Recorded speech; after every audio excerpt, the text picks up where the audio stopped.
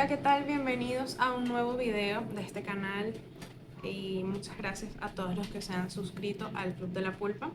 El día de hoy vamos a discutir un tema muy interesante e importante en endodoncia, como es los localizadores foraminales.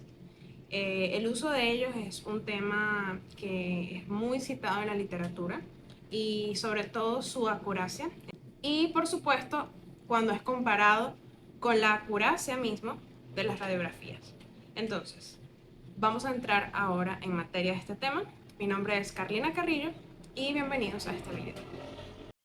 El primer punto importante a tratar en respecto a los localizadores foraminales y en relación a las radiografías, a las imágenes radiográficas que nosotros acostumbramos a utilizar muchísimo en endodoncia, es el hecho de que las imágenes radiográficas son bidimensionales y nosotros trabajamos en un ambiente tridimensional, ¿correcto?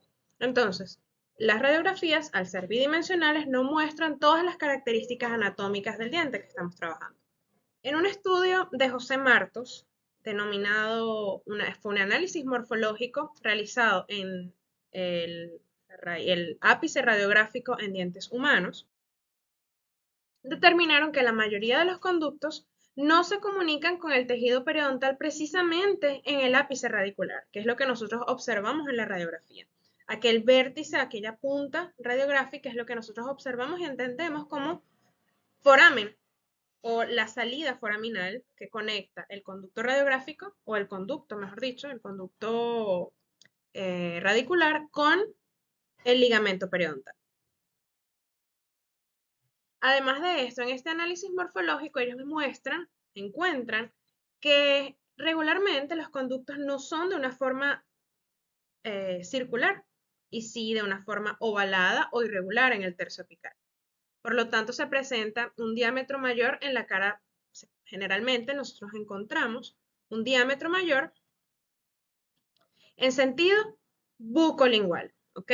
Lo que nos demuestra que nosotros encontramos además de eso una forma achatada en sentido mesiodistal. Esto nos trae como consecuencia el hecho de que cuando nosotros trabajamos o preparamos el conducto en nuestra preparación biomecánica, si nosotros únicamente nos regimos al preparo mecánico a través de las limas, sean manuales o mecanizadas, nos vamos a encontrar con áreas que no fueron tocadas por la acción mecánica de los instrumentos, principalmente el área más crítica en endodoncia, que es el área apical. Y según la literatura nos dice que aunque existe una estrecha relación entre el foramen apical y el ápice radicular, con frecuencia estas dos estructuras no coinciden, como podemos observar en esta imagen. Nosotros tenemos una imagen o nuestro ápice radiográfico, ¿cierto? Que es esta punta acá, y luego tenemos la salida foraminal, que es la que conecta el conducto radicular con el ligamento periodontal, ¿vale?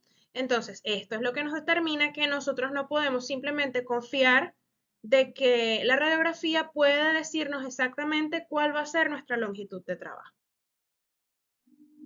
Además de eso, el hecho de que la salida foraminal muchas veces no se encuentre únicamente en el sentido que nos muestra la radiografía, nos pueden presentar superposiciones con otras estructuras. Entonces, en caso de que la salida foraminal se encuentre en sentido vestibular o en sentido lingual, nosotros vamos a tener estructuras superpuestas que van a impedir medir correctamente nuestro diente. La ubicación más frecuente encontrada en este estudio fue en el centro del ápice radiográfico, el ápice radicular. Es decir, en casi un 60% de los casos sí puede llegar a coincidir con nuestro ápice radiográfico. Sin embargo, en un 41% de las veces, es decir, casi la mitad, encontramos que el foramen apical tiene un desvío de la anatomía del ápice que podemos visualizar radiográficamente. Encontramos que la mayoría en dientes anteriores tenemos una desviación que favoreció el sentido vestibular y mesial, y en los molares se observaron desviaciones hacia el sentido vestibular y premolares hacia mesial o distal. Este desvío generalmente lo acompaña la forma o el sentido en el que es inervado el diente. Ahora bien, ¿Por qué todo esto que yo estoy hablando con ustedes ahora es tan importante? Porque nosotros tenemos un paso fundamental para determinar o por lo menos mejorar o garantizar una mayor tasa de éxito de nuestros tratamientos endodónticos y es la determinación de la longitud de trabajo. Existen diversos tipos, formas de determinar la longitud de trabajo según la literatura. Acá les traigo tres. ¿Ok? Tenemos un método antiguamente utilizado y muchas veces citado, como es el método táctil, que según muchos especialistas de muchísima experiencia dicen que han desarrollado un sentido táctil tan elevado que ellos pueden llegar a sentir hasta dónde puede llegar a ser esta longitud de trabajo. Es el menos confiable de todos. En segundo lugar, tenemos el más utilizado, pero que tiene sus desventajas, como es el método radiográfico. Y en tercer lugar, tenemos el método más confiable y diría que podría ser hasta el más económico en relación a un cuarto posible, que es el método electrónico a través de la utilización de localizadores foraminales electrónicos. Además de esto, tenemos un cuarto método que sería el método tomográfico, ¿sí? Pero infelizmente no todos tenemos acceso a imágenes tomográficas en 3D que puedan ayudarnos a determinar una longitud de trabajo. Antes de continuar esta clase, tenemos que marcar límites, como nos lo diría nuestra psicólogo, ¿verdad? Primero tenemos que entender que existen dos tipos de límites en la endodoncia. Tenemos un límite anatómico, ¿sí? Y tenemos un límite de trabajo. Primero vamos a entender cuáles son estos límites anatómicos. Los límites anatómicos en endodoncia están determinados por el área donde vamos realmente a trabajar con nuestros instrumentos. Este límite anatómico está determinado por una estructura que sería el foramen apical, ¿cierto? Que es la apertura final del conducto radicular a nivel del tercio apical, como podemos observar en esta imagen, con un diámetro variable, ¿cierto? El foramen apical generalmente no emerge, como ya hemos leído y analizado previamente en esta clase, no emerge o no termina exactamente en el vértice de la raíz y tiene un grado de desviación, ¿cierto? Además de esto, entendemos que mientras mayor sean nuestros pacientes, tenemos mayor deposición de cemento debido a la edad de este paciente. Es algo totalmente fisiológico. Y luego tenemos lo que realmente determina nuestros límites anatómicos, que lo conocemos como límite CDC. ¿Qué es el límite CDC? El límite CDC es el límite virtual que va a separar nuestro conducto dentinario, que sería el área de trabajo en endodoncia, del conducto cementario, que es donde se encuentran todas las células que van a ayudarnos a regenerar nuestro tratamiento endodóntico, además de que evitando el conducto cementario, nosotros estaríamos también promoviendo el proceso de cura, promoviendo o evitando, mejor dicho, el dolor postoperatorio. Si nosotros nos mantenemos en este límite, trabajando únicamente en el conducto dentinario, pues evitamos un posible dolor postoperatorio. Además de estas dos estructuras que ya mencionamos, como el límite CDC y el foramen apical, existe una tercera estructura importantísima en la determinación de nuestra longitud de trabajo, que es llamada constricción apical. ¿Qué quiere decir esto? Es un adelgazamiento de nuestro conducto dentinario que va a surgir generalmente antes de llegar a nuestro foramen mayor. ¿Hay una longitud exacta o una medida exacta que puede determinar la distancia de nuestra constricción apical del foramen apical? Y ahora bien, conocemos nuestros tres determinantes de nuestro límite anatómico. Entonces, ¿cuáles son nuestros límites de trabajo? Si nosotros trabajamos en un ambiente que tiene una gran carga bacteriana y que 1 milímetro de nuestro conducto puede albergar una cantidad de bacterias que puede determinar el éxito o el fracaso de nuestro tratamiento endodóntico. Durante muchísimos años, la literatura clásica nos ha indicado diversas longitudes para trabajar en endodoncia, tanto en pulpa viva como en dientes con lesión, dientes sin lesión. Ampliamente, en los últimos años, la más utilizada ha sido entre 1 milímetro en pulpa viva máximo 2 milímetros, y en pulpa necrosada de 0,5 milímetros a 1 milímetro en dientes con necrosis, con o sin lesión. Según el libro de Spironelli y Bramante, que es el que yo generalmente cito al hablar de longitud de trabajo. Nos dice que la longitud de trabajo ideal, acordada por unanimidad por diversos autores, está en el límite CDC. Pero ¿cómo nosotros determinamos la longitud de trabajo en el límite CDC si nosotros únicamente nos dedicamos a utilizar métodos radiográficos? Nuestra única forma de alcanzar, por lo menos, o acercarnos al límite CDC y determinar una longitud de trabajo exacta es a través de la implementación de usos de los dos métodos, y principalmente la utilización de métodos electrónicos como lo es los localizadores foraminales electrónicos.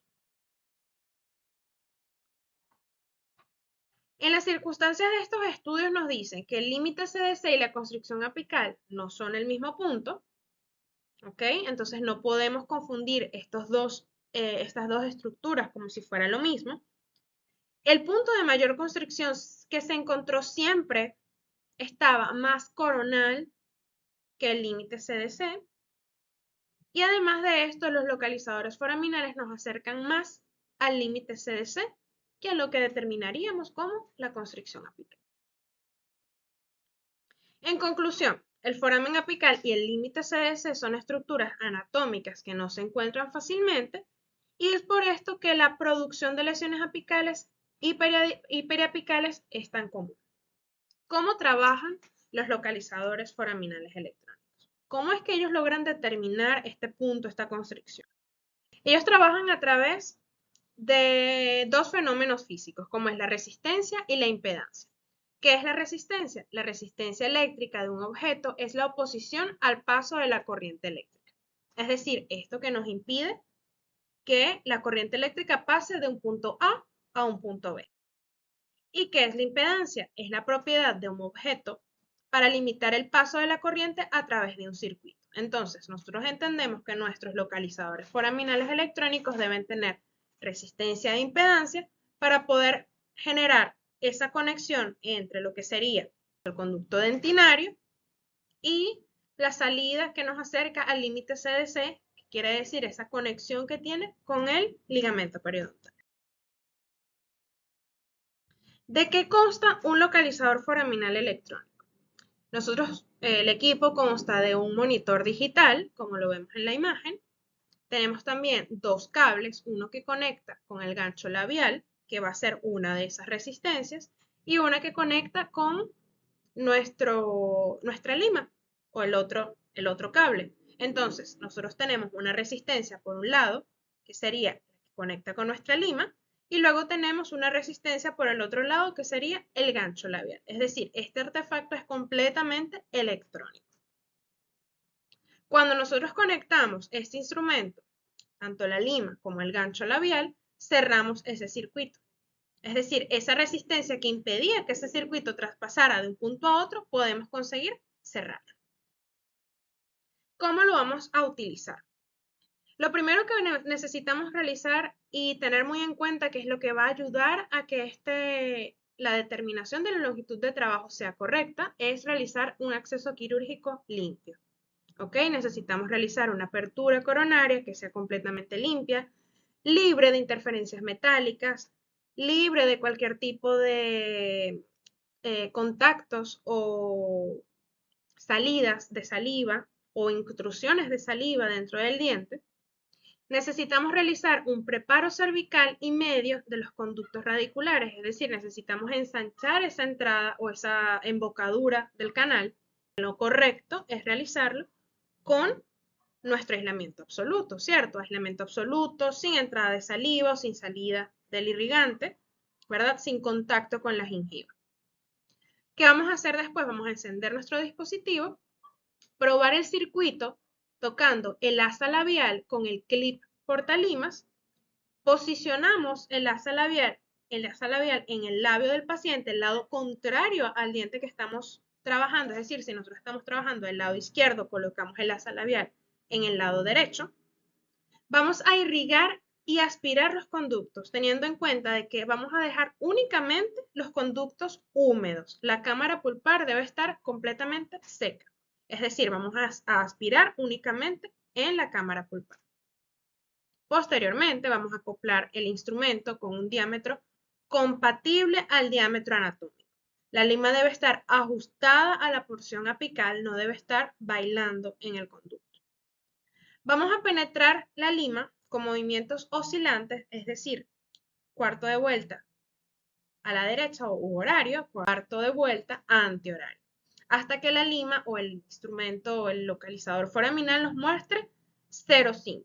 Estos 0,5 no son 0,5 milímetros, ¿ok? Estos son medidas, como les mencioné, medidas de resistencia e impedancia. No nos está indicando exactamente que estamos a 0,5 milímetros. Ajustamos el tope de goma a la referencia oclusal que estaríamos utilizando y luego vamos a medir con la regla milimétrica. Posteriormente vamos a confirmar que nuestro localizador esté correcto a través de una imagen radiográfica.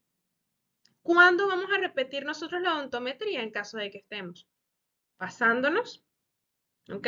Sea porque la lima tal vez no era una lima que se adaptaba en el diámetro anatómico, o si estamos 2 milímetros antes de lo que sería nuestra longitud de trabajo deseada. ¿Cuándo no vamos a utilizar localizadores foraminales electrónicos? En pacientes que tengan marcapasos. ¿Por qué? Los marcapasos es un dispositivo electrónico también que trabaja también con resistencia e impedancia y además de eso es un dispositivo magnético. Entonces nosotros no debemos utilizar si no queremos llevarnos un susto con este tipo de pacientes. ¿No podemos utilizarlo con pacientes embarazadas? No hay ninguna contraindicación, ¿vale? Entonces, pacientes embarazadas podemos y debemos utilizarlo. ¿Por qué? Debemos evitar el uso y abuso de las imágenes radiográficas en pacientes embarazadas. ¿Cuándo es posible que haya alteraciones de lectura? Cuando el conducto haya secreción o ingreso de saliva en el conducto, cuando haya secreción de sangre o de pus, o cuando la solución irrigadora se transborda hacia la cámara pulpar y no permanece únicamente en nuestro conducto radicular. ¿En qué otro caso también existe una posibilidad de que el localizador no dé una lectura correcta? Cuando existe una fuga eléctrica de nuestro conducto hacia la encía. ¿Por qué? Esto nos evita que la medición sea precisa y en este caso lo más correcto es que nosotros primero reconstruyamos el diente, reconstruimos esa pared por la cual está saliendo o entrando algún tipo de fluido para poder de nuevo realizar nuestra medida. En el caso de dientes fracturados, el localizador foraminal nos va a marcar over en todos los sentidos. Entonces, es una forma también de nosotros determinar si el diente está o no está fracturado. ¿Qué puede pasar en el caso de retratamientos? Si nosotros todavía no hemos permeabilizado completamente el conducto radicular, pues probablemente el localizador foraminal electrónico por estar dentro, o sea, estar usando una lima que está dentro de un conducto probablemente seco, o aquel efecto de aislamiento que genera la goma de la gutapercha alrededor del conducto dentinario, pues nos va a impedir una lectura correcta. Por lo tanto, tenemos que primero permeabilizar completamente el conducto, irrigar correctamente y poder nosotros utilizar el localizador. Como les mencioné, en caso de coronas, conductos calcificados, obviamente, porque no tenemos la salida que nos demuestre o aquella conexión entre el conducto con el ligamento periodontal. Conductos extremadamente secos. En pocas palabras, el localizador foraminal electrónico es una herramienta que nos va a facilitar muchísimo trabajo, nos va a evitar repetir y repetir radiografías y además de eso mejora nuestra acuracia a la hora de determinar la longitud de trabajo, que es una etapa tan importante a la hora de realizar un tratamiento endodóntico, que puede ser incluso hasta lo que pueda determinar el éxito o el fracaso de un tratamiento endodóntico. Hemos llegado al final de esta aula. Les agradezco por haber llegado hasta acá. No olviden suscribirse y darle like y nos vemos en la próxima.